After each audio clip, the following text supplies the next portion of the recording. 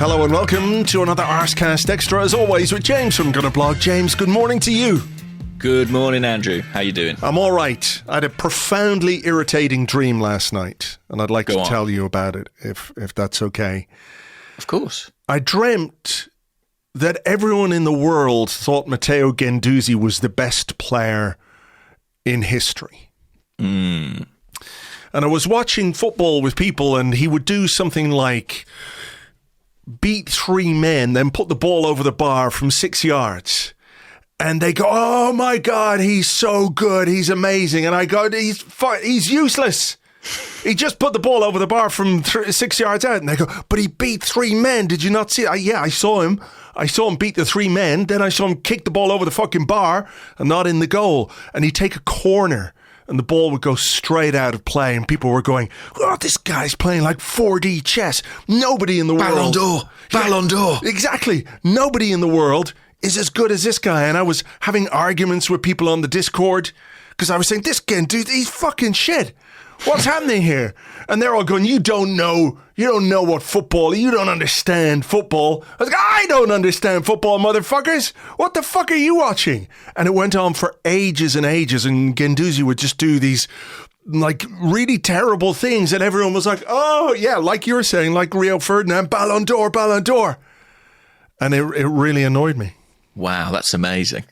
I mean, I wonder if there is a kernel of truth in that, stemming from, his time at Arsenal, where he was quite lauded at times. And I always remember that, you were a bit more circumspect in your assessment of the player. Yes. Maybe that's the nugget from which this fantasy grew. Maybe that's it. But I just couldn't understand why people were looking at this guy doing bad things with a football and they were just fawning over him. And it wasn't just these days. He's on loan at Lazio, isn't he? Is he? Is he on loan or did he go there permanently? I think he might be on loan there in the same way that he was on loan at Marseille from Arsenal. Right. A reported €15 million option to buy, which can be turned into a mandatory. I think it's been activated. Yeah, I think he's staying there. Right. So there you go. There you go. Don't tune into Serie A, Andrew. You might, experience that nightmare may come to life. It has been a while since I've watched much in the way of Serie A, I have to say. So I think I'm pretty safe in that regard. How is everything with you? We're a day late, of course, so apologies for that. But it was bank holiday in Ireland. It was, yeah, the June bank holiday weekend. We had a little bit of sunshine, a little bit of warm weather. Not today, though. It's gone back to the sort of this facsimile of a summer. I don't know what you would call it. It's just, I saw a headline the other day that said 50 days of rain forecast for the UK this summer. I mean, I probably marginally prefer that to sort of it feeling like the world's on fire and the impending sense of doom that can invoke. But yeah, it does dampen the spirits somewhat. I mean, the rain stuff, that's sort of like the precursor to the flood and the ark, and you're going to have to get two of every animal, and otherwise, we're all fucked. There's always an apocalyptic reading, if you look closely enough. Is it a cloud? Is it the grey clouds, or is it ash from some volcano that's going to smother the earth and bring about a new ice age? Oh man, I spent yesterday learning about the extinction of the dinosaurs in part. Right. I was in a writer's room, and it's sort of a project based upon science, and then we had someone from the Natural History Museum teaching us about dinosaurs. And I didn't realise that when the asteroid hit the Earth at the end of the, I think, Cretaceous period, a lot of the dinosaurs died almost immediately.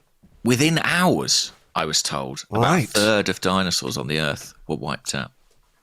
And what did the rest of them do? Did they just sort of wander around? I don't know. Yeah, they just starved, I think, because the ash clouds, as you were mentioning, sort of hung in the sky and prevented the growth of plants and vegetation, and the food cycle. Right. Ended. I mean, there must have been some cannibal dinosaurs who just resorted, got to the end of their wits. They were like, I'm fucking starving here. Yeah, the big guys. I mean, the vegetarian ones probably had it bad, but I guess. It's all connected, though. Yeah, you have to compromise. The survival instinct kicks in. Okay, I prefer to eat eucalyptus leaves or whatever, but old Trev over there, he's looking pretty fucking tasty right now. Do you think are you blaming the vegetarian dinosaurs for their own extinction? Ultimately, is it the fact that they were fussy eaters that led to their demise? Maybe. I'm just saying that maybe one or two of them went rogue, though, as well. Maybe they got, stuck into their next door neighbor. What, just like a Stegosaurus, just eyeing up a Triceratops, being like... Exactly. I've never looked at you this way before, but... Yeah, like in cartoons where the guy is, whatever character is really, really hungry and they look at somebody and then it turns into a steak or whatever. I think it was. Through the fog of the ash cloud, you look more delicious than ever. And bear in mind, these dinosaurs probably wouldn't have evolved the necessary sort of teeth, athleticism, or even digestive systems to handle catching, killing, and eating. Well, that's true. Fellow dinosaurs. So it would have been quite a clumsy effort. They would have had no real cooking skills to speak of either. That's the other true. part. Like, what do you do with Trev? Do you roast him? Do you boil him? How do you get him, from field to plate, so to speak? These guys have no experience in that kind of thing. So I'd say, the lack of cooking videos on the dinosaur internet was probably an issue as well.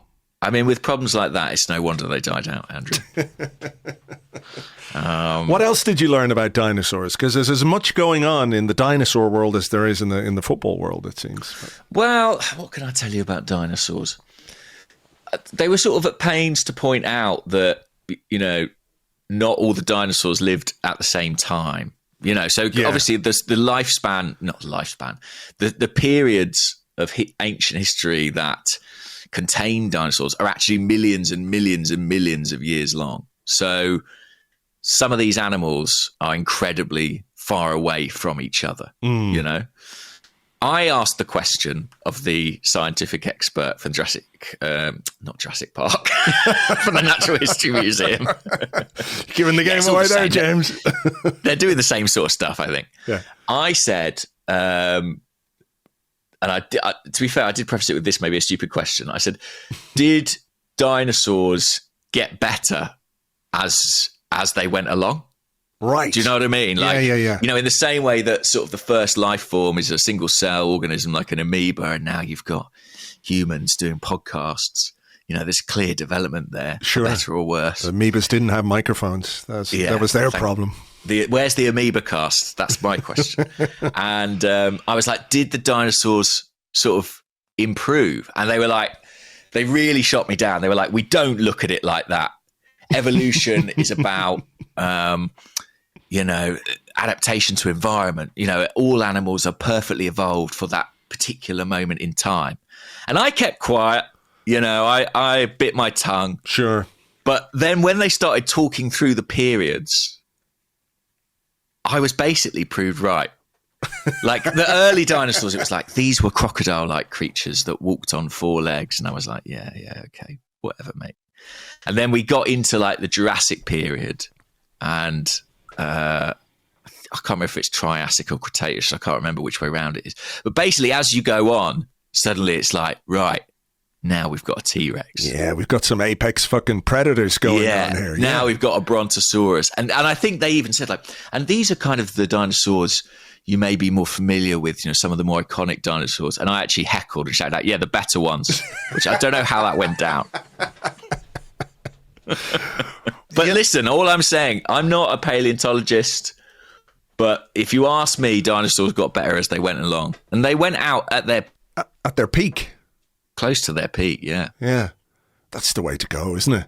Exactly. That's how you do it. Imagine if dinosaurs had been left to carry on and they'd all just turned into chickens or whatever. Or would they be held in the esteem they are now? They'd just be too big. That'd be the problem. They just get too big and too fierce. Very possibly. Very possibly. Listen, do you want to segue to an Arsenal-related conversation? Yeah, go on. Is Benjamin Sesko too big? And that's how you do podcasting. Right, guys. that's it. See, years in the game. Years. Would you have been able to do that on the first Arsecast Extra? I don't think so. You've got better as you've gone along. Evolution. Yeah, the evolution of podcasters. Is he too big? I saw a video of him the other day. Did you see this video of him that was doing the rounds, where there was he was on the training ground or one of those, and he jumped in the air to head home a cross, or somebody had thrown the ball, and it looked like he jumped about 18 feet high. Yes, I've seen this video. I was impressed, I have to say. As somebody who's not that good at jumping very high, I was particularly impressed. It's a skill I have I've my always suspicions wanted. about that video, because I think what he does there may be physically impossible. So what are your suspicions? You think this is green screen, AI? Well, it's one of two things. Either it's been doctored, or Benjamin Sesko has supernatural powers. I prefer to go with the second. If it's a case that we are going to sign him, and if he signs for somebody else, obviously the thing is doctored and can't possibly be real. It reminds me of that video. Do you remember that video of David Bentley kicking the ball in a bin? Do you remember that? Vaguely. Off a rooftop or something. Something like that. It was like a little viral video where he kicked a ball 50 yards from one rooftop to another, and it went in a bin. But did it? Well, I think as David Bentley's subsequent football career showed, there may have been something else at play there. But yeah, Benjamin Sesko, is he too big? How high can he jump? Does he have supernatural powers? These are the questions people have tuned in to have answers. Well, this is something I'm very keen to understand, and no doubt there is a long read on The Athletic as we speak about Benjamin Sesko's athletic powers and whether or not he's supernatural. I mean, it would be. It's all in the works. It would be a tactical development. To be honest, listen, I'm going to start by saying I do know a bit about the situation, but I don't know a ton about the player. I saw that goal that I'm sure you've all seen, which is the sort of Van Basten volley. Oh, yeah. Yeah. And that was enough for me. I'm like, I don't need to spend hours watching analysis yet. I've seen him smash the ball in for the edge of the box from, on the volley into the top corner. I'll just, and how high he can jump, I'll take that, and that'll do me for that. That's it. That's all you need to know. Forget about your FB ref and your whatever percentile and which bits are in green and which bits are in red. Not interested. No, Andrew. Don't care. I'm with you. Don't care. No, but something tells me, we might have plenty of time for all that. Well, let me ask you a question here. Seeing as you do know a bit about the situation, that's what you just said. Oh. Right. I've done myself here. Go on. I'm not setting you up for a fail or anything like that, but we did have, questions about Benjamin Sesko. So let me see if I can find the right question, which I probably should have done. Okay, from Crappy Rubinif 76 on Twitter. That's a great Twitter name right there, isn't it? He said, if Arsenal buy Benjamin Sesko for the purposes of transfer excitement only, and I'm nearly 48 and should know better, would it happen before, after, or actually during the Euros? And we also had one from Lowy133 on the Discord. He says, good morning. Sesko said he wants his future sorted before the Euros. He has a reasonable release clause and isn't on high wages. This seems a really easy deal to do. Because we know football transfers are among the easiest deals to do in any line of business. He said, what are your confidence levels out of 10 that this is done before the Euros? Yeah, I think he is on record as saying that's what he would like, that he would like his future sorted before the Euros. And Arsenal aren't the only contender here. I mean, Leipzig are actively making efforts to keep him, to get him to sign a new contract that would take the clause away. And then there's other clubs, obviously, on the market who are interested, other English clubs as well. I think Manchester United have looked at him pretty closely. But from everything I can ascertain, his preference would be to come to Arsenal, which obviously puts us in a really strong position. Mm-hmm. I mean, typically in summers like this, I say a lot of deals don't actually get done in practice until after the tournament ends. I'm thinking of previous situations where Olivier Giroud or Ben White even were basically on the verge of Arsenal moves for weeks on end while they completed their time in the tournament. It's possible the same thing could happen with Sesko. Equally, I suppose James's question is sort of right. There is nothing prohibiting Arsenal doing this deal pretty expediently. So there's nothing stopping it happening. I just am cautious that tournaments do tend to take focus, and a player's future can be effectively sorted without them having to do the medical and sign the contract, if that makes any sense. Sure. Is there an issue also, for example, with the accounting period? Does that factor into summer business in any way? Because I think accounts are like to May or something, aren't they? But there was that whole thing last year when it came to Nottingham Forest and their breach of PSR rules. Mm-hmm. And it was one of the issues was it was the end of June. And their argument was, well, actually, if the transfer window's open until the end of August or whatever it is, maybe that should be the period in which, the finances can be balanced because you can sell a player. And who is it they sold? It was Brennan Johnson to Tottenham, yeah. And it came a bit too late for them to have that taken into account. So with Arsenal, we know, for example, that the David Raya situation, he came in on loan because, in part, there were issues with profit and sustainability rules. Doing a permanent deal wasn't possible back then. So, is that something that might factor into this?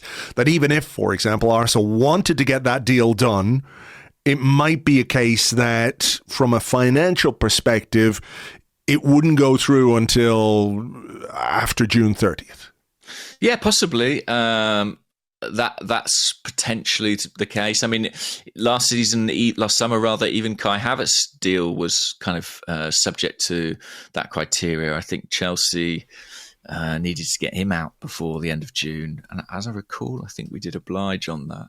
The Raya one's really interesting because obviously it's all agreed in principle. And part of me wonders if maybe it suits Brentford for that sale to be in the following financial year.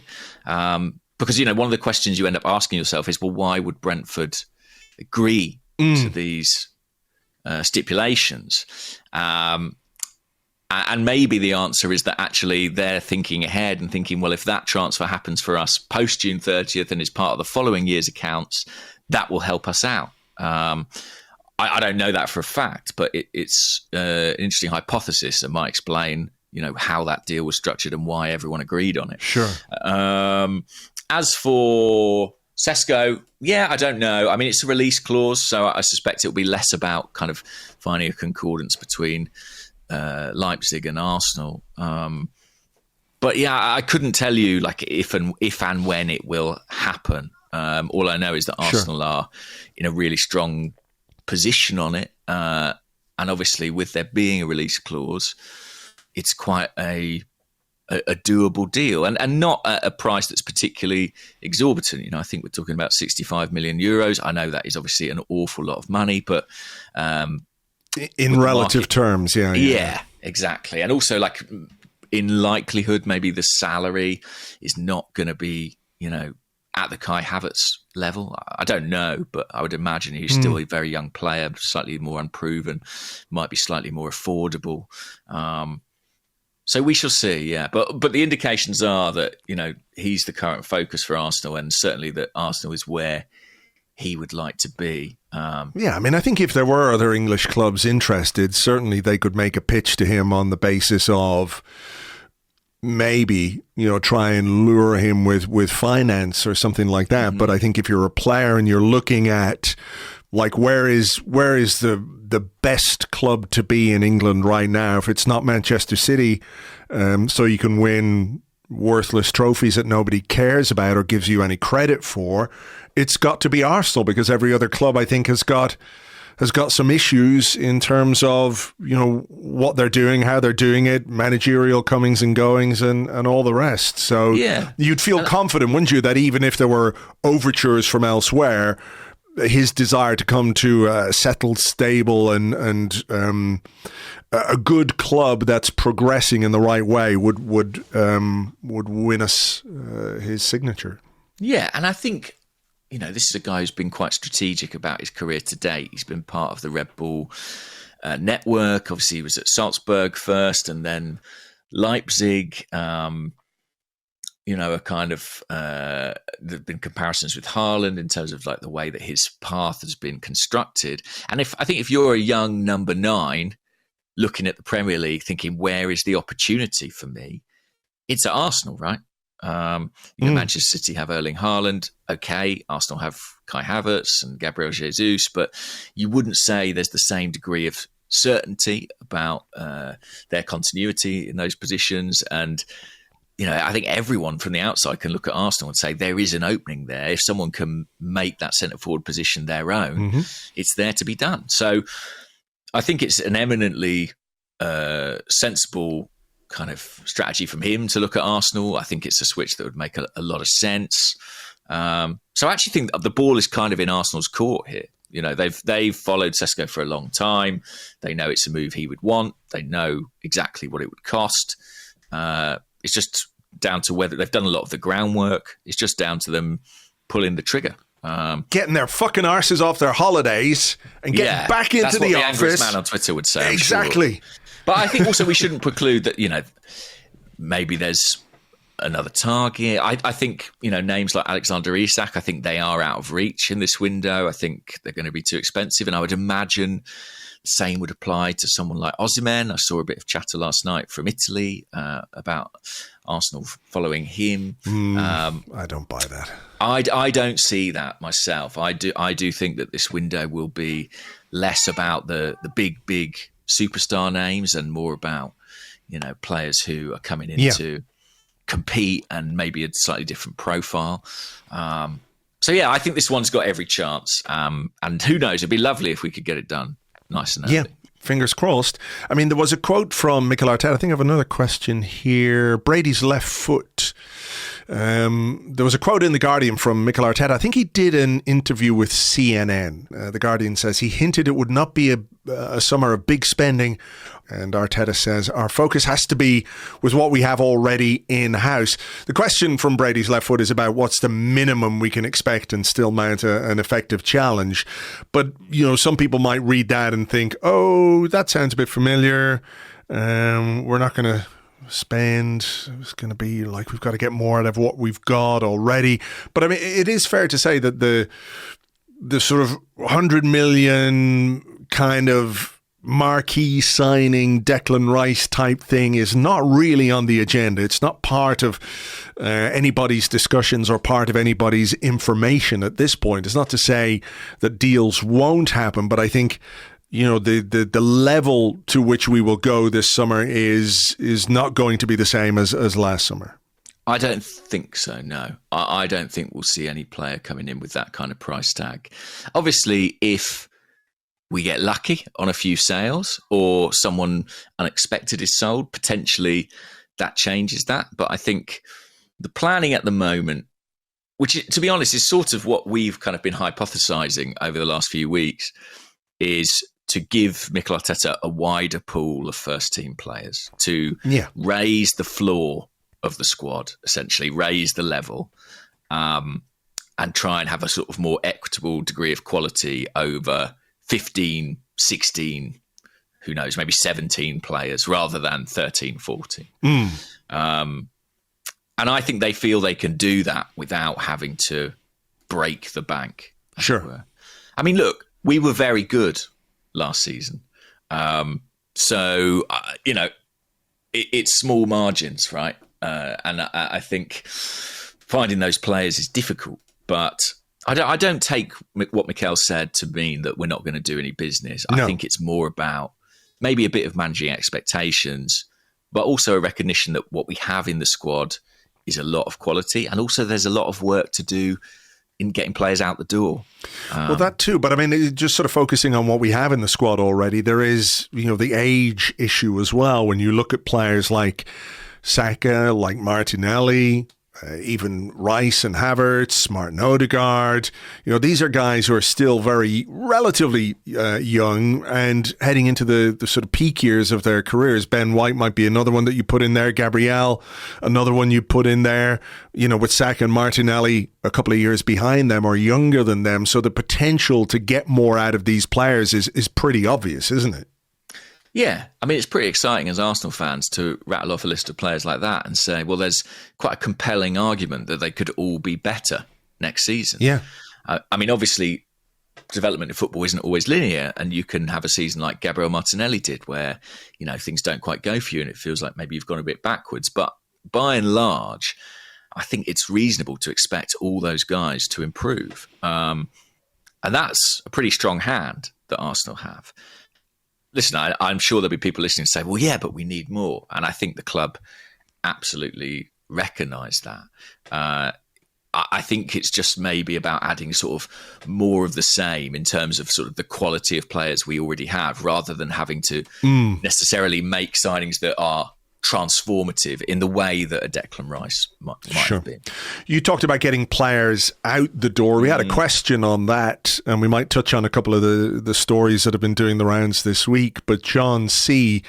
On the Discord said, a quite simple open-ended question, but how do we get better as a selling club? Other than selling some more valuable assets, ones we don't ideally want to lose, to set a precedent of us getting good fees, there doesn't seem to be an obvious process. And, I've seen stories this week. I did enjoy the story where Arsenal are reluctantly willing to let Eddie Nketiah go this season, with clubs sniffing around for a reported 30 million. I was going, There'd be nothing fucking reluctant if 30 million was on offer for Eddie Nketiah. With all due respect to Eddie, I think that would be an amazing piece of business. But I think the question about how you become better or perceived as better at selling is an interesting one in the context of what we've seen at Arsenal over the last number of years, where I think most people will acknowledge that the quality and consistency of incoming business has improved significantly. But the other side of that is we haven't really been able to sell very well, and maybe until such time as you do a couple of deals where people go, oh, look at what they got for that guy. Oh, okay. Well, that kind of sets the bar in a different place than we thought. It is going to be something people have concerns about or have questions about anyway. Yeah. It's quite a long and complicated answer, but first of all, there are practical things that Arsenal can do. So this summer, for example, there are practical things, steps that Arsenal could take to potentially help them sell players better. One of those might be, for example, a lot of European clubs do thing where they issue a mandate for a player. So they will approach a high-level agent with contacts with many clubs and say, we want to sell this player. This is the price. This is what he earns. Go and find us a buyer and earn yourself a commission. And that's one route to doing it, because it opens up all sorts of relationships that you might not have as a club. For example, there may be an agent who's particularly well placed with clubs in Saudi Arabia or Spain or Germany. It might give you access to markets that you don't naturally have. You can maybe do more in terms of how you present players. Can Arsenal have access to some of the best analytics software in the world? Can they use that to market a player? That's a practical step they could take. But all of those things are kind of almost bolting the stable door after the horse has already scarpered. I think the bigger issue is what you do to manage a player's value when they're on your books during the course of a season. Hang on 1 second. There's someone at my door. 1 second. Oh, no worries. Hang on. Doorbell music. Hit it.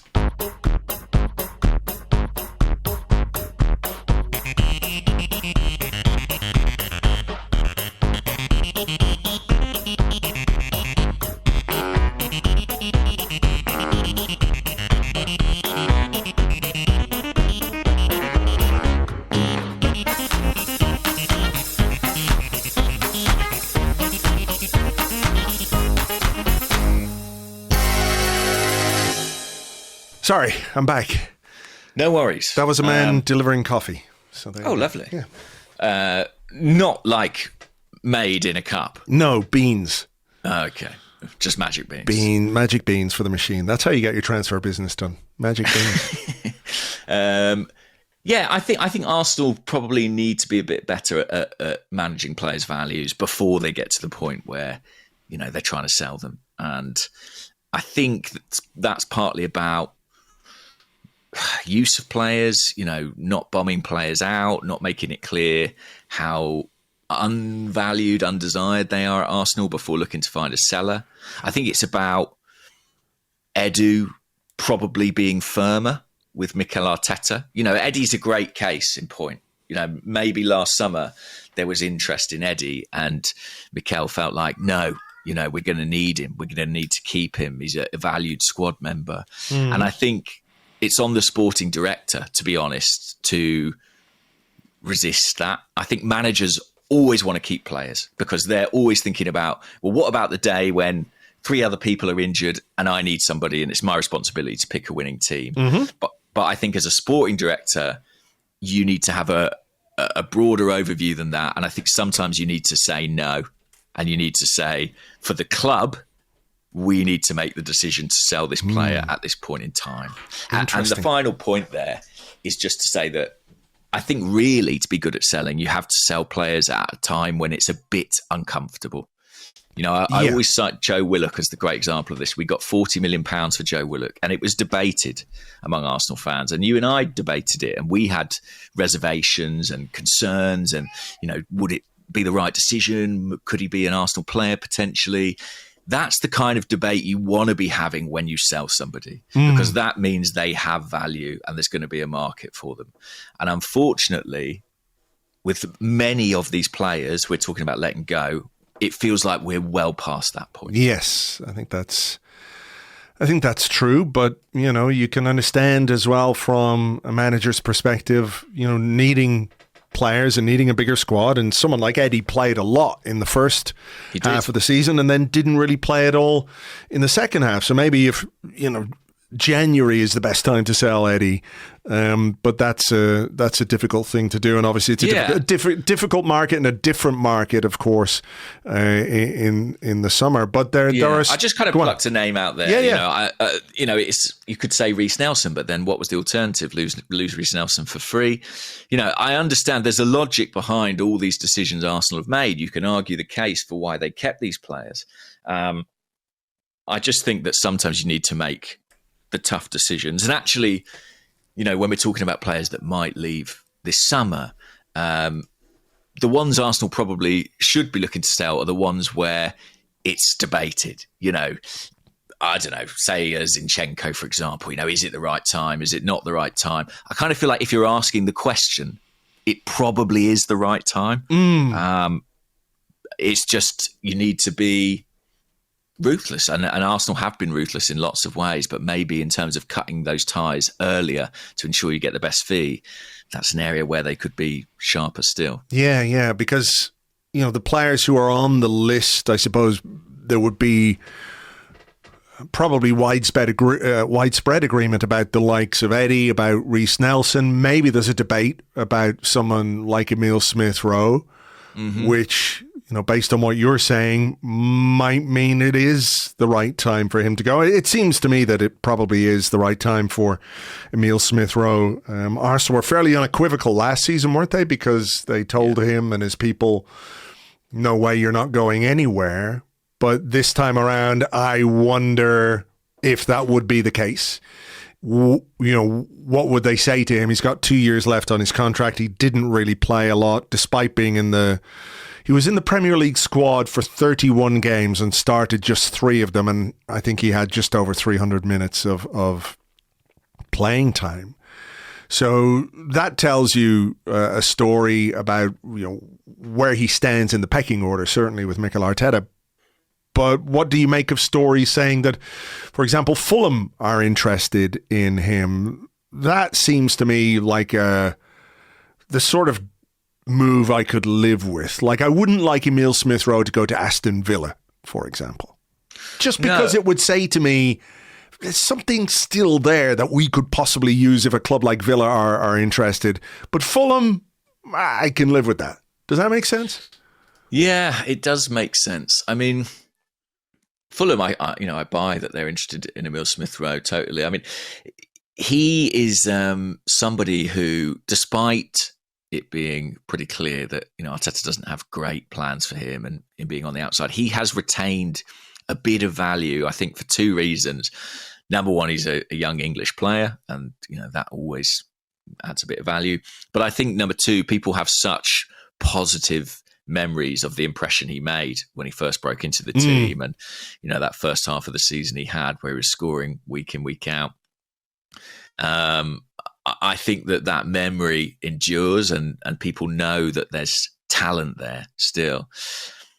I remember when Chelsea were looking for an attacking player during the window last summer, there was a brief period where there was talk of them being interested in Emile Smith Rowe, and I didn't like the sound of that. They ultimately got Cole Palmer, and that worked out pretty well for them, annoyingly.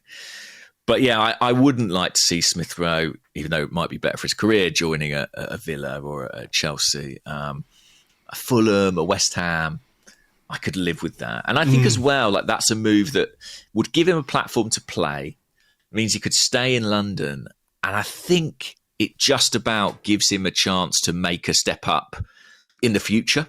If he performs well at that level, I think there's another move in it for him. I actually think in some ways it'd be more dangerous to go to a club where he's not first choice and he just kind of slips into being this kind of perennial squad player. Yeah.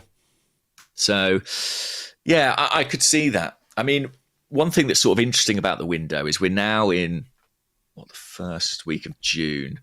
The window, I believe it's technically open. I'm not sure, but certainly in terms of how clubs are operating, they're considering it open. But Arsenal is still in a process of having conversations with people like Emile Smith Rowe. Those meetings, those chats with players, with agents to discuss the future, they're kind of still ongoing. So I think over the next few weeks, we'll probably get a lot more clarity about what's going to happen with some of these guys. Well, someone like Albert Sambi Lokonga has had that conversation already and came... They came to an agreement about what would be best. Whether it happens or not is another thing, but they came to the agreement very quickly between them that the best thing would be for him to leave. Yeah. So, is there sort of a priority list when it comes to having these conversations? Is it down to the player and his representatives to say, look, what's going on here? We need to know because we need to do X, Y, or Z. Yeah, I think it is kind of partly incumbent on the agent. I think it's easier to have those conversations when the player isn't really in the club. I mean, Sambi was out on loan, Yeah. With Emile, there's the case that, he was literally the first man off the bench, wasn't he, on the final day of the season? So that kind of puts the brakes on a lot of these chats, the need to keep players engaged and motivated. But does that fact, the fact that he was first off the bench from an attacking perspective, because I think we had to make a defensive change when Gabriel went off. Oh, you're right. But does that say a lot about Emile Smith Rowe, or does it say a lot about Fabio Vieira and Eddie Nketiah, who are the other guys on the bench, and how they are perceived in the manager's mind? Like, I don't mean this to sound harsh, but in the context of what we're discussing in terms of this summer, was Emile Smith Rowe in that moment the least worst rather than the best, if that makes sense? Do you know where I'm going with that? Yeah, I think, to be honest, my outtake from it, and this is my opinion rather than necessarily information, but I think Mikel Arteta still sort of, how can I put it? He still holds a candle for Emile Smith Rowe. I know that his selections kind of suggest otherwise, but I think if he was deciding, if you give me that list of names, Nelson and Nketiah, Smith Rowe, if he was picking one that he could have at his disposal next season, I think he would pick Emile Smith Rowe. Do I think he'd play him every week? No. But I think if he was in a bind and he needed something from the bench, I think he would like that option available to him. But I think this is a case where if you're Edu, or to be honest, even if you're Emile Smith Rowe, sure, you should be drawing a line at this point in time. Yeah, I agree with that. What Mikel Arteta wants and what Emile Smith Rowe wants at this point in his career are probably quite different. I think he's had 2 seasons where he's really he's fallen off in a big way, and some of that is not his fault. Some of it is because he had injuries and he had surgery. But it feels like he's stagnated at Arsenal. I don't think that's going to change. And I think if what you're talking about is having players who can raise the floor of the squad, as the first guy off the bench from an attacking perspective, that seems to me like an obvious way to make that happen. We have another question here on the Discord from Kel Varsanen, who says, if you're Reiss Nelson's agent, which club or clubs are you contacting? In my opinion, he is the least in demand of any of the youngsters that appear to be on the outs. Yeah, I saw this question and thought, that's really hard. I won't ask it. Honestly, I don't know. My first thought was that Reiss is a player who has shown a willingness and an aptitude for playing in other leagues. He succeeded. He had a certainly a good start to his loan spell in Germany. He had a good end to his loan spell in Holland. And I don't know, I feel like he has the potential to play elsewhere in Europe. Now, there's one big issue there, and that's his salary, which I think really only a Premier League club are going to contemplate matching. And so that makes it tougher. And at this point in time, I don't know. I don't know of anyone beating down the door for Reiss Nelson. I know in the past he's been linked with places like Crystal Palace. There's a chance they might lose 1 or 2 promising young attacking players this summer. So maybe they'll need replacements. Maybe they'll deem him worthy of a punt. But it does feel like quite a big punt now, Reiss Nelson, for a buyer.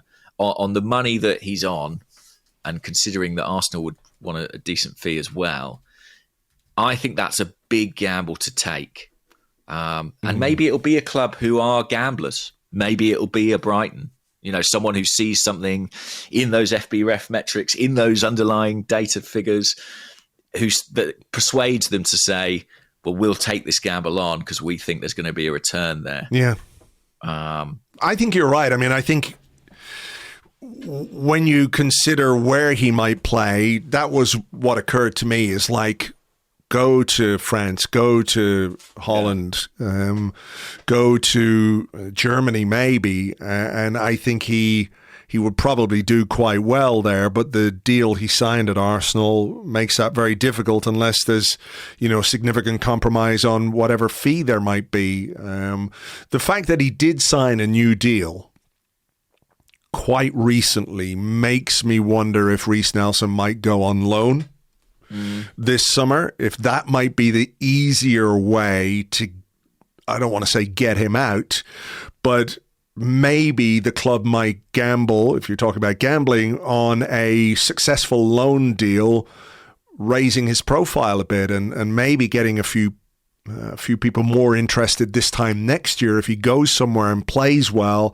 and scores some goals and makes some assists, that there might be a Premier League club more willing to pay for him next summer rather than this summer where he really hasn't played. He started 1 Premier League game since 2020. There won't be too many banging down the door for a guy who's going to be 25 in December as well. Like, he's not a 21-year-old anymore. So I think you have to maybe overcome the perception that your career is maybe a bit like Emile Smith Rowe, sort of stuck in the mud a little bit. Yeah, I mean, look at Ainsley Maitland-Niles. I think his career was in a similar position, right? And he got a free transfer to Lyon and has been doing pretty well there. Playing in midfield and I think having a good time of it, scoring penalties and all sorts. And I think I can imagine Nelson, going to Liga or somewhere similar and impressing and doing enough to entice, a West Ham or something into buying him. But I just think Arsenal at this point in the window would probably be reticent to sanction a loan. I think it would kind of set them off on the wrong foot, potentially. Like, if they loan Reiss Nelson, then, do they have to loan Aaron Ramsdale or Eddie Nketiah? Or, you know what I mean? Like, other players are going to come and say, well, you let him leave on loan, so why can't let us go on loan? Yeah. I think Arsenal will try to make those early departures decent sales. And then I think loans out is probably something they're going to be more open to towards the end of the window, typically. A lot of moving parts, aren't there, when you break it down, and that point about, if you're going to give this guy a loan deal, why can't I get a loan deal? The other thing is, and I don't know what you think about this, but do you think there's any case that Arsenal might need to keep some of these guys around for the start of the season?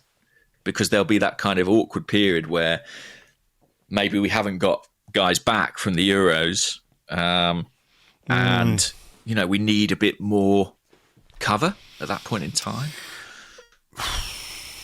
I mean, the ideal situation is, if your mind is made up about these players and their futures, is to sort of get them out and get the new guys in. And that way you don't necessarily have to consider that as an issue. But I suppose international tournaments do complicate the summers.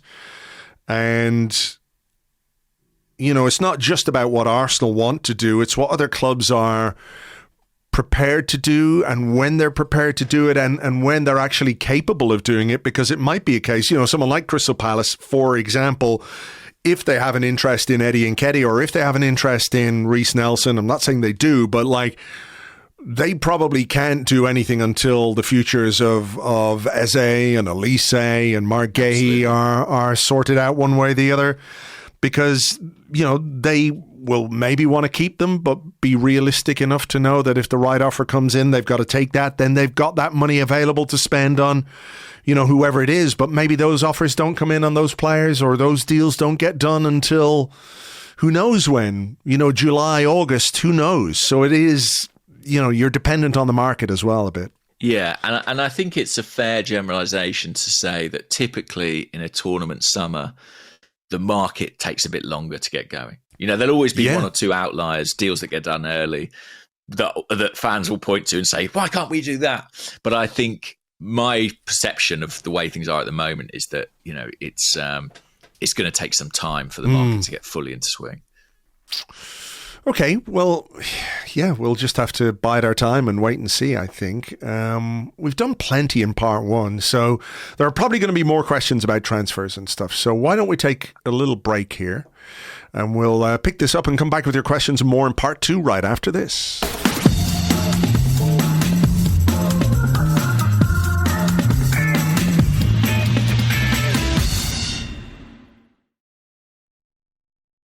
Welcome back to the Arsecast Extra. This is part two of the show where we answer questions that you sent to us on Twitter at Gunnerblog and at Arseblog. Also on the Arseblog Discord chat server, which you get access to if you are an Arseblog member on Patreon. Before we get into some of the questions, there is a big deal that got done this week. Big surprise. I don't know if you've heard this. Kylian Mbappe going to Real Madrid. A bolt from the blue. Wow. What do you think? Out of nowhere. Yeah. Well, they're doing all right without him, Madrid, as far as I can ascertain.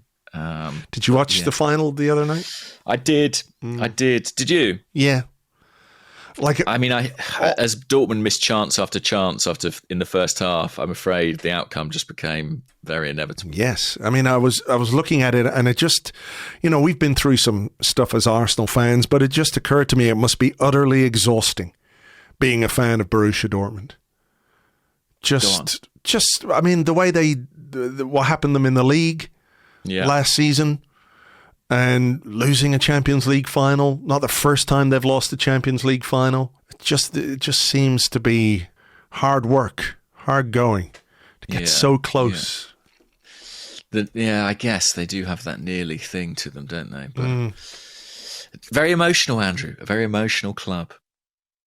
Too emotional, perhaps? Too emotional, that's what people say.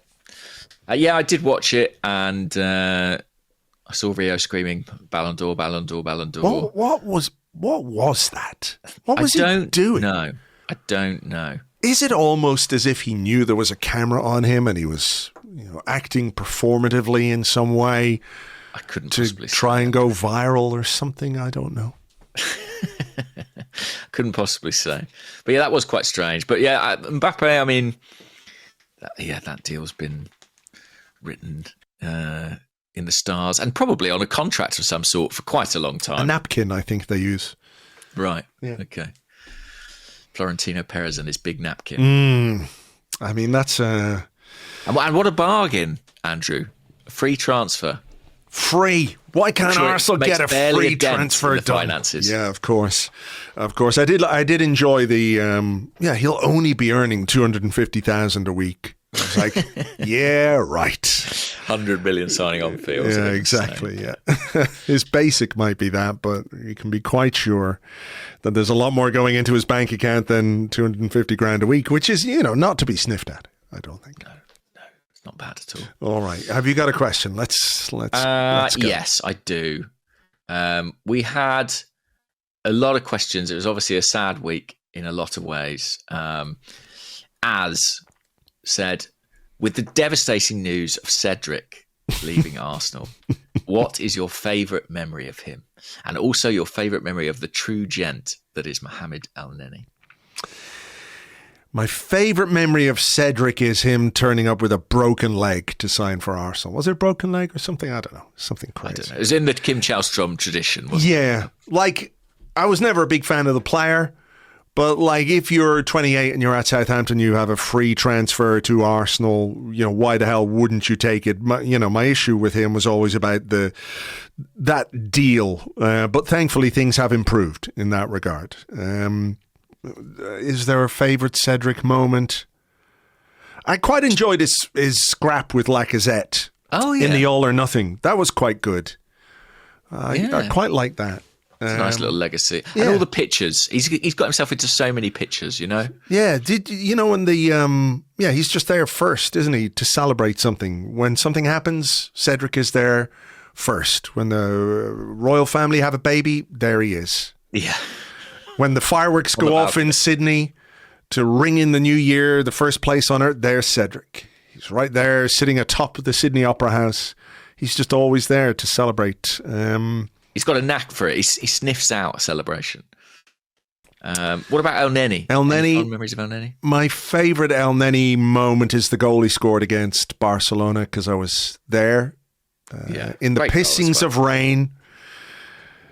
Yeah, at the top of the fucking crumbly old Nou Camp back then, and it was pretty miserable. But that was a nice moment in an otherwise sort of depressing 90 minutes of football. It just wasn't a great game, and did we lose 3-1 or I think it was 3-1. But that was a lovely goal, and he just seemed like a great guy, didn't he? Elneny, just full of positivity and full of. Actually, my favourite Elneny moment is the tweet to Alexis Sanchez. What was that, Andrew? He's sort of standing on one of the golf carts at the training ground. Right. And I could be wrong, but it says something like, "Who's coming to join me at the World Cup?" "Not you, Alexis." Something like that. I have to look this up now. He takes no prisoners, basically. No. But he did it with a big smile on his face. Yeah, you can get away with anything with that smile. Here it is. Mohamed Elneny leaning out of the golf cart. "Who will come with me to Russia, where the World Cup is?" And he tags in Mesut Ozil, Mustafi, Olivier Giroud, Alexander Lacazette, Laurent Koscielny, Hector Bellerin, Nacho Monreal, David Ospina, and then he says, "Sorry, my friend Sanchez, there is no place for you." How brutal. So, yeah, that's my favourite Elneny moment. He was on something there as well. What about yours? Have you got a favourite Elneny moment? Or a favourite Cedric moment? I can't think of a favourite Cedric. Did he score on his debut? He certainly scored pretty early on, Cedric, from the edge of the box, a deflected volley, I think it was. In COVID times, maybe? My favourite Cedric memory is that one time he did a cross. Remember, just the one time he did a cross? Just once in his entire career. He just put in one cross. That was lovely. I enjoyed that. Elneny, I'm actually going to go for when we won at Old Trafford. I don't know if you remember this, but we won 1-0 at Old Trafford. Yes. It was in the start of the season. Elneny played next to Partey.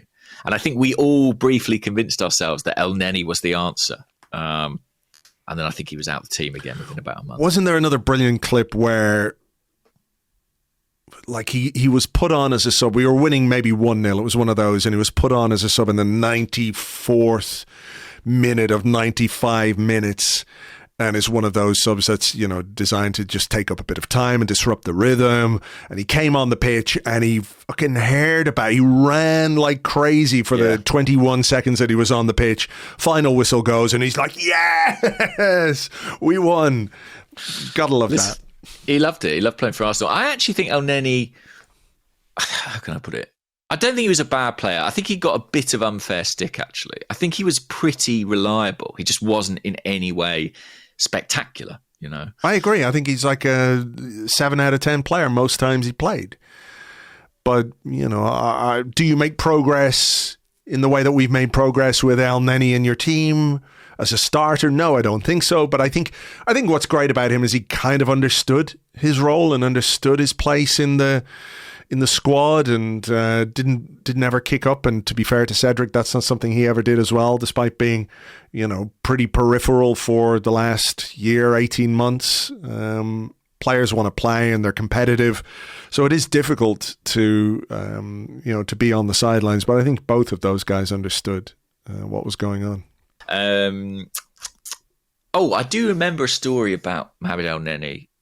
I can't verifiably say if it's 100% true, but basically in training sometimes when they do the small-sided games, I wrote about this for The Athletic, but they often do like a mini tournament of like England versus Brazil versus the rest of the world. Sure. And I was told by one contact that Elneny frequently plays for Brazil.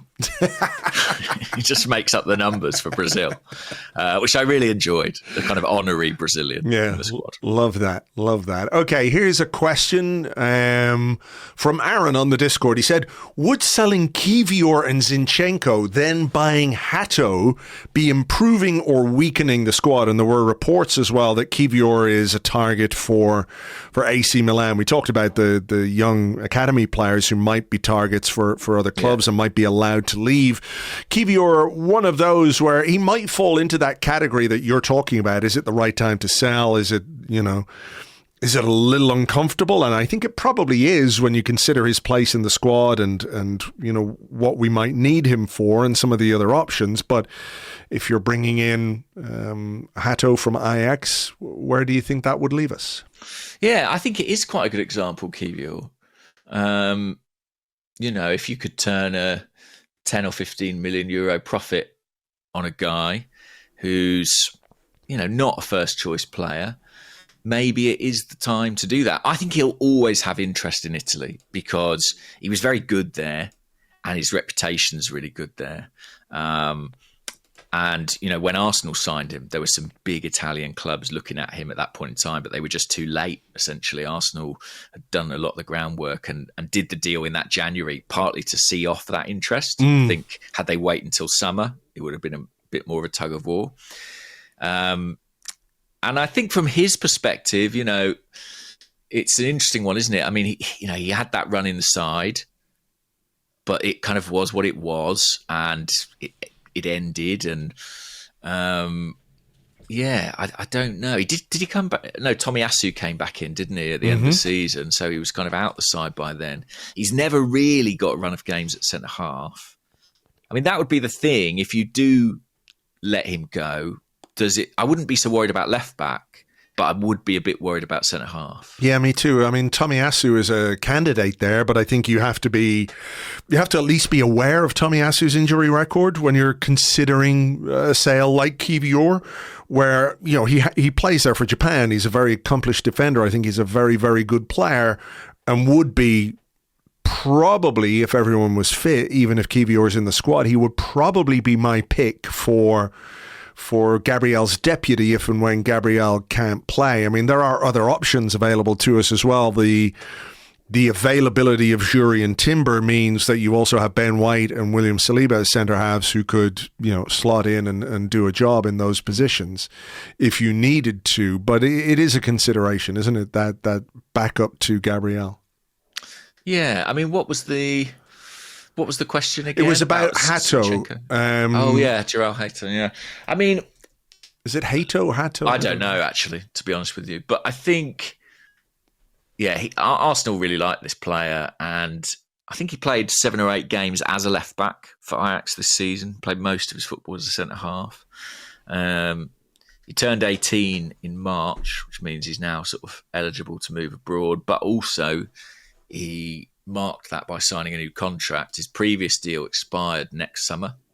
So Ajax were in a bit of a precarious position. They've extended him till 2028. Now, they are a club that have some history of extending players and then selling them. It's not impossible that they would do that. It would be about ensuring they extract value. That we speak about clubs who are bad sellers, potentially like Arsenal. Ajax are a very good seller, and they leverage everything that they can to ensure they get value.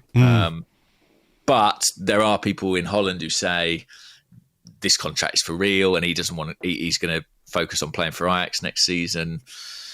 So I don't know. I think when he is on the market, Arsenal will certainly be there because they really like him. Would that make the squad better? To be honest, it's really hard to answer that question without knowing if people like Tomiyasu are going to be fit, doesn't it? It's like it's so dependent on availability of what we have. I mean, would you, if the offer came in from, there's talk of Bayern Munich being interested in Zinchenko. I think there might be just a little bit of Zinchenko and company used to play together at Manchester City, so he knows him. So let's link the guy with the new job with a player who might be available. I'm not sure how much truth there is to that. And my guess is that, Zinchenko would probably prefer to stay at Arsenal than to go. But if there is a realistic discussion about his role in the squad and his position in the team, then maybe he might be open to a departure. Yeah, I think he does want to stay. His Instagram post at the end of the season was pretty honest, wasn't it? I don't know if you saw it, but he basically said, look, I haven't had the best season and I know that and I want to come back and do better. But 2 years left on the contract, no talks about an extension. I think clearly not quite where he was in the pecking order under Arteta. So I think if someone like Bayern showed interest, Arsenal would jump at it. I don't know about Bayern. It depends what company's plans are. Arguably, in someone like Guerrero, they have someone who can do a similar job from left back stepping into midfield. Again, he's a player who is quite specific, isn't he? Like, you need to really want what he does because he's pretty unique and you need to be prepared to kind of partly build your model around that, which I think is limiting in terms of where he can go. Yeah. I think it's your question, is it? Yeah, probably. Let's have a look. So Le Jackal says, what do you think about Saliba and the Olympics? Would Arsenal let him play if he wanted to go, or is it a flat no regardless? I sort of imagine players would love to get a gold medal. I think it should be a flat no, absolutely. He's going to be at the Euros. Does any footballer really dream of winning the Olympics? Do you?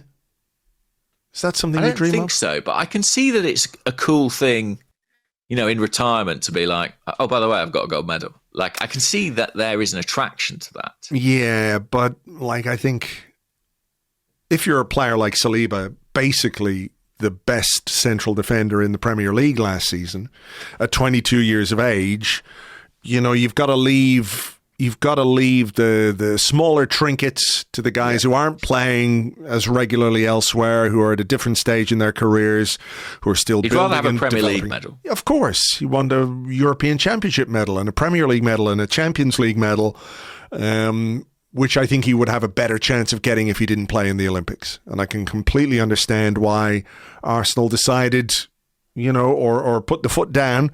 What do you think of Thierry Henry trying to take him? That's not the actions of a true Arsenal man, is it? I understand. No, he wants his best players. I get it. But I think the expectation is that Saliba probably won't play at the Euros. I had a question on that, actually. Oh, go on. Let's do that. Joe, who's at Red and White 11, says, despite keeping him injury-free, would it not be more beneficial for Saliba to play high-pressure games in the Euros rather than sit them out at this point in his career? I've seen a lot of fans rejoice in him being snubbed. For whatever reason, Didier Deschamps doesn't like some of the things that William Saliba does. He made that public last season, which I thought was strange and weird. Which might also apply to Didier Deschamps and some of, anyway. But Joe says, I think he'd develop a lot by playing. Like, would you prefer Saliba to play for France or just kind of sit there this summer and, maybe get on in a game that's been won when France have qualified, if and when France have qualified from their group, et cetera, et cetera? Well, maybe I'm being naive, but I kind of feel like he's already there. Do you know what I mean? Like, he's already there. He's already training every day. He's with the squad for as long as they're in the competition. I'd kind of rather he played if he's going to be there anyway. Maybe that's a bit of selfishness from me. I'm going to be watching the tournament and I want to see the Arsenal guys play. I want to see them do well. I want to see them happy. I want to see them succeed and thrive and come back, feeling positive and energized and buzzy.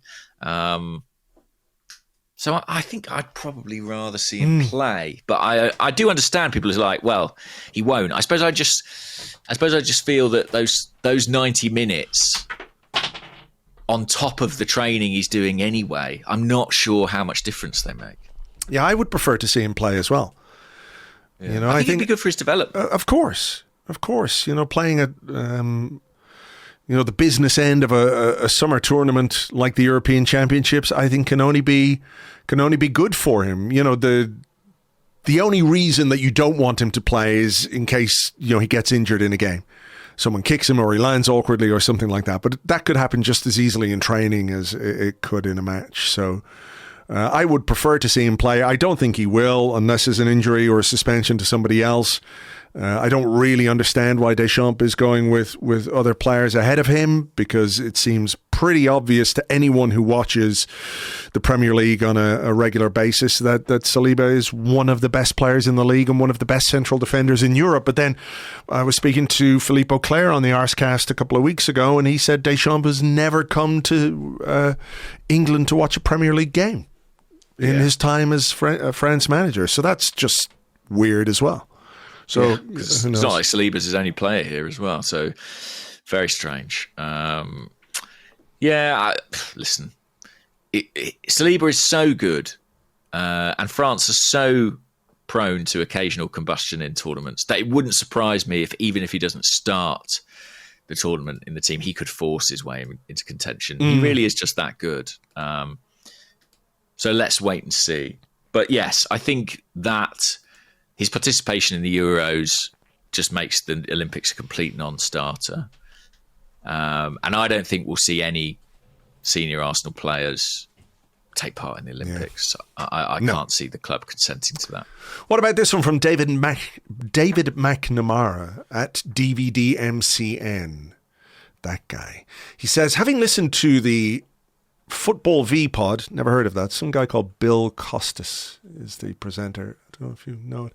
Anyway, he was talking about South America and South American football last week. Is it a bit frustrating that despite having a Brazilian sporting director, we haven't been able to attract more of what seems to be generational talent that is coming through from there? And there was another little question here that I wanted to ask. What about Marquinhos? Forget about Marquinhos, James. Okay, I told you last week. That's the mantra for the summer. Forget about Marquinhos. Forget about Marquinhos. And actually, there was another question which I can't find now. I apologize. Oh, no, here it is. It's from Messi Music and Ball, who's at Messi Music with a K on Twitter. He says, we've been linked with Isak and Bruno, to name a few, this season. We were also linked years ago, Bruno in Brazil and at Lyon, and Isak when he was at Real Sociedad. He said, now they're worth even more. Do we need to trust our talent ID more and take more risks so we can get these talents earlier? So maybe tie that one in to the question about South America and players from Brazil. Well, the Brazilian one is interesting. I mean, I would say we found Gabriel Martinelli in Brazil, and that hasn't turned out too badly. We obviously, when we dispensed with the vast majority of our scouting team, we maintained our scouts in Brazil. So we've had continuity there.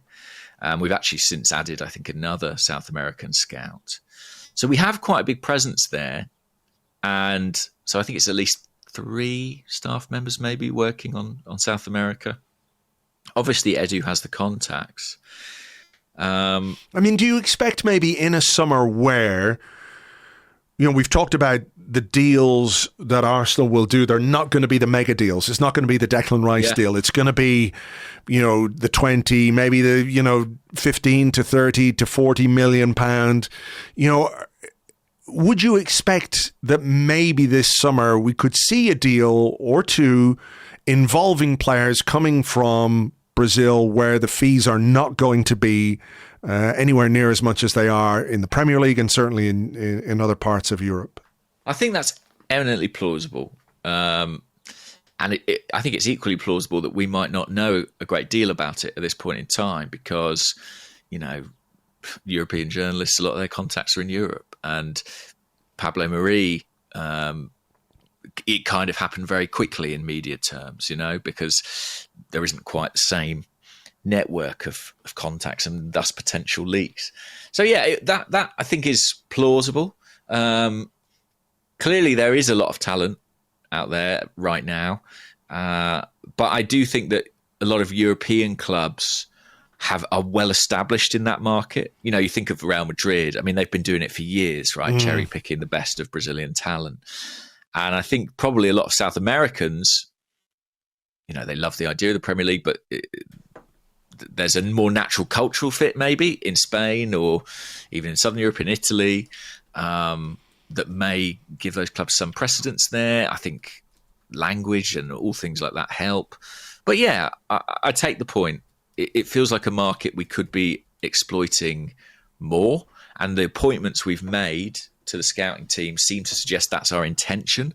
So maybe it's time that bears some fruit. Yeah, it's a former Real Madrid guy, or one of the Real Madrid guys in South America is the guy that we appointed out there. So let's see. Well, I enjoyed this one before you go next. The Baron on Discord says, is Dani Ceballos the Cedric of Real Madrid?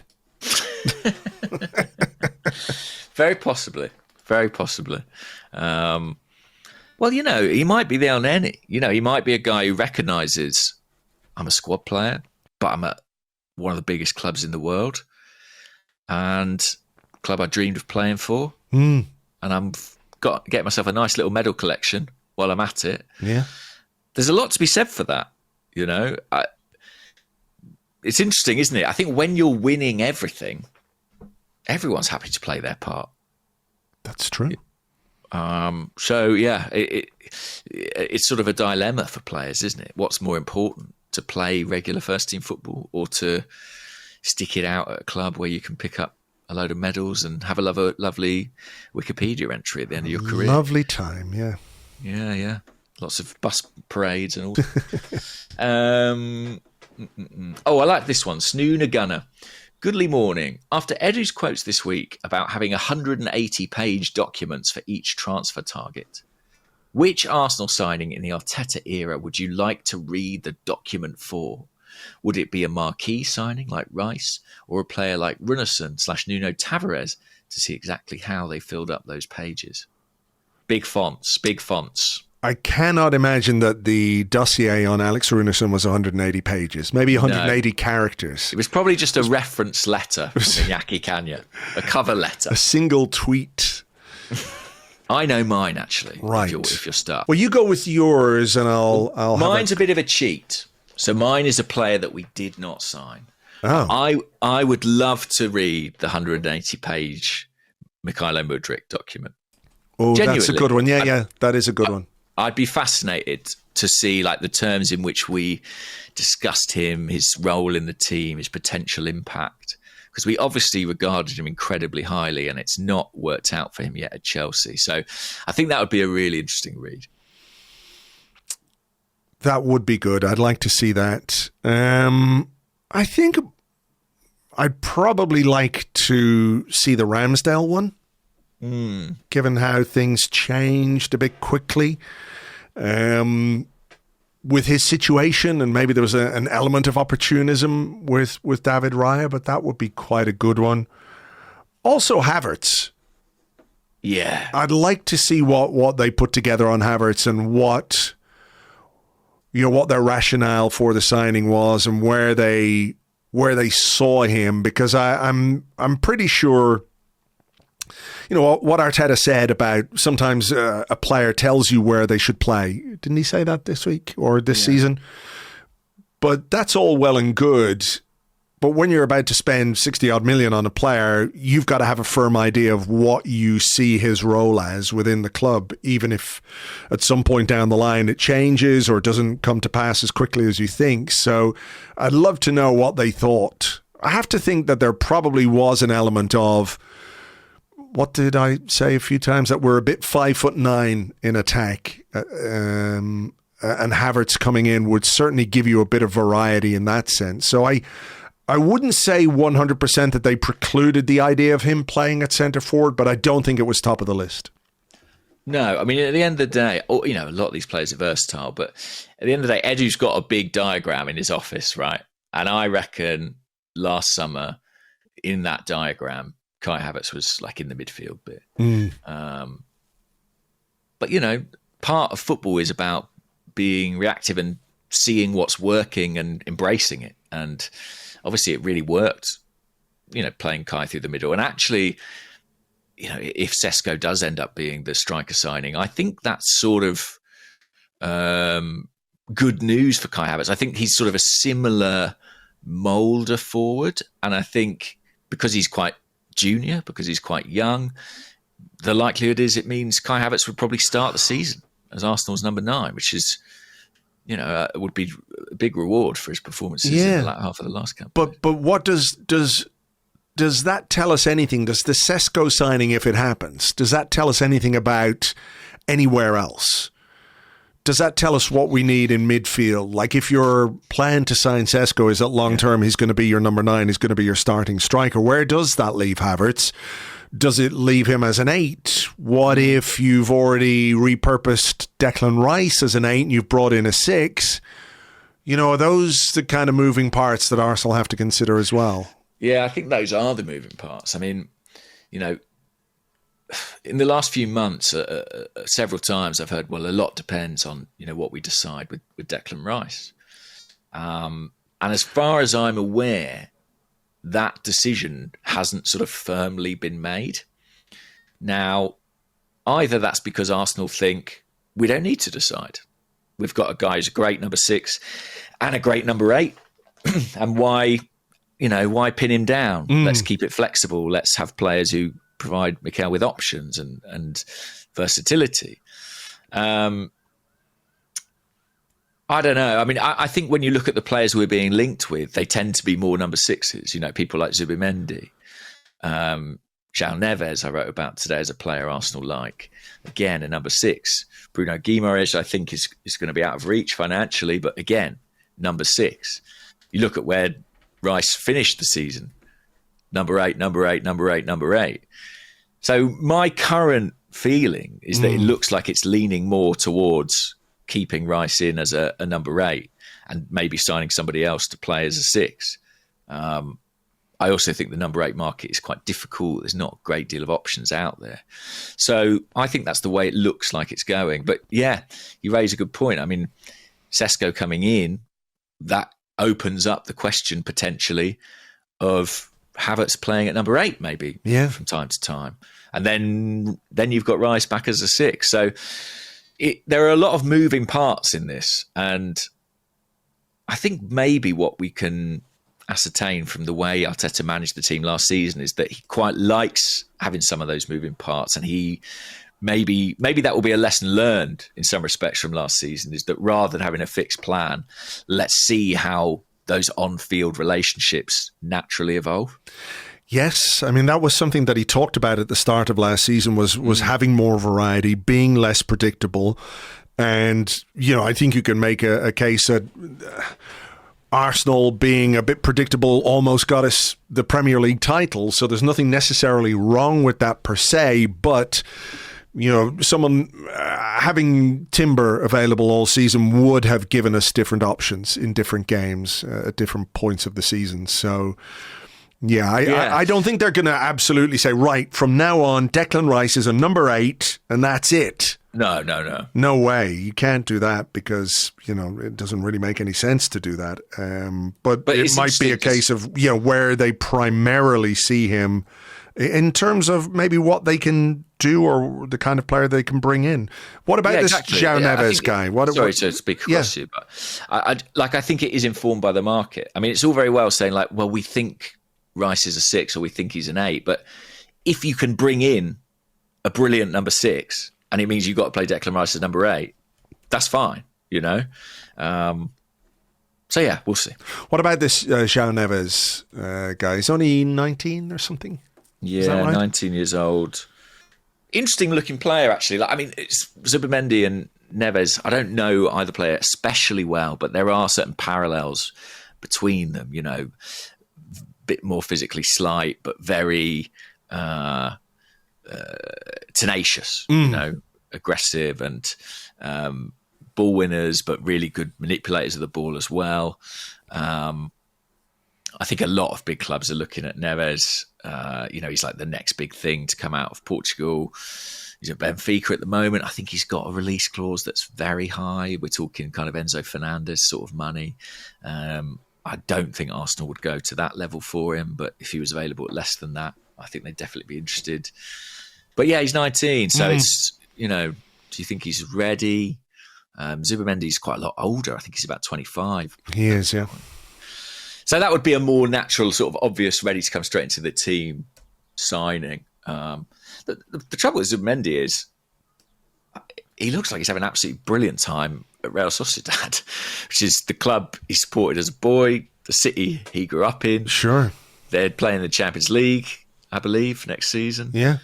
I think the job is to persuade him to leave his nice life in San Sebastian, frankly. But yes, the Scotland of Spain. Why would anyone leave? Spain. So we shall see. I don't think midfield, with the front line, you can look at Sesko and say, yeah, he wants to come to the Premier League. He likes Arsenal. There's a release clause. It all feels quite doable. I think midfield is more complex at this point in time. I think so. All right. Bunana on the Discord says, "Goodly morning. The Euros are upon us next week. How invested are you or not? And are there any players you'll specifically be looking out for?" I'm not that invested as yet, but I will be. I do like international tournaments. You're not like getting the drums ready for Gareth Southgate's beige cardigan army yet? Not yet, but by the time of the first game, I'll have the face paint and everything, I imagine. I do face get on paint. board. I watched a bit of England last night, actually, and they were not hugely exciting. You'll be unsurprised to hear. Were they playing? Yes, they played... Now, did they play Montenegro? I want to be sure I've got that Don't right. ask me. I didn't even know. They played Bosnia-Herzegovina. Right. What could go wrong in that mix-up by me there? Did Saka play or? No involvement. That precautionary absence from the final day was enough of a precaution to extend until June the 3rd. Right. He was not even on the bench. Bit of doubt over him, but the expectation is he might be in contention for the game later this week at Wembley. It was interesting. A very sort of mishmash team. I mean, he's got to make decisions. He's got a 33-man squad. He's got to get it down to 26. So, but the England players, Arsenal players, were not involved. Ramsdale on the bench. Declan Rice, I think, was on the bench, but I'm not sure he got on. And no Saka in the squad. So I think we might see some of those guys later in the week. I expect them all to be in the final 26. Okay. Of course. Certainly, of course, in the case of Saka and Rice. Who am I watching? Well, I'll be watching Sesko pretty closely. I think he plays England, if I'm right. Let me have a look here. Fixtures. Slovenia. They play Denmark, then they play Serbia, and then... And then they play England, yes. England on the 25th of June, yeah. So that could be an interesting one if it's still a competitive game. That is the final group game, so sometimes there can be a bit of sting taken out of them by then. Who else? Anyone you've got your eye on particularly? No. I'm just sort of looking forward. Nice to have Declan Rice. Nice to have an Irishman in, obviously. Well, that's it. Yeah. I'm just looking forward to watching some football where I really don't care who wins one way or the other. And I can just sort of watch football and have a chat about it and all that. Got a feeling on a winner for the tournament? Do I have a feeling? I don't know. A sneaky feeling for Germany. Wow, okay. Yeah. But beyond that, not really. Yeah. Not really. France are good, aren't they? I mean England are... I was going to say England are at home, but they're not because it's in Germany. So it's in Germany, yeah. I mean, England should do well. England have the players, absolutely. Yes. Even in their weaker positions, they have experience. So, England should certainly be looking at a semi-final, and then we shall see. But who knows? I think tournaments are fun, aren't they? It's nice to have 3 games on telly every day. Exactly. Terrestrial telly as well. What a treat. Yeah, there you go. So I'm looking forward to it. I'm looking forward to just watching and not caring and not being on the edge of my seat and not having heart attacks and palpitations and my Garmin watch telling me that my heart is about to explode because the stress of seeing Arsenal hang on to a 1-goal lead for 20 minutes is too much for me. So that's what I'm looking forward to this summer. That does sound nice. A lot of people were asking us to do our predictions, ins and outs and net spends and all that kind of stuff. The thing that we do every year and get completely wrong. I think we should maybe do that next week. We'll have a think about it. We can put a little bit of thought and planning into it rather than just making it up on the spot as we do. Yeah, it's better to be considered and wrong. Yeah, what we'll do this time next week, we'll just make it up on the spot, but with a week's. But I'll have let it percolate. Yeah, exactly. Exactly. I have some thoughts in my head about all this. So we'll do that. We'll get it wrong as we always do. And we'll have that for you next week. So I think we should probably leave it there for now. Get this podcast out to people. It is a day late already. So the sooner we get it out, the better. As ever, thank you so much for being with us. Thanks for downloading and subscribing and all the things you do. We really do appreciate it. Have a great week and we'll catch you on the next one. Bye-bye.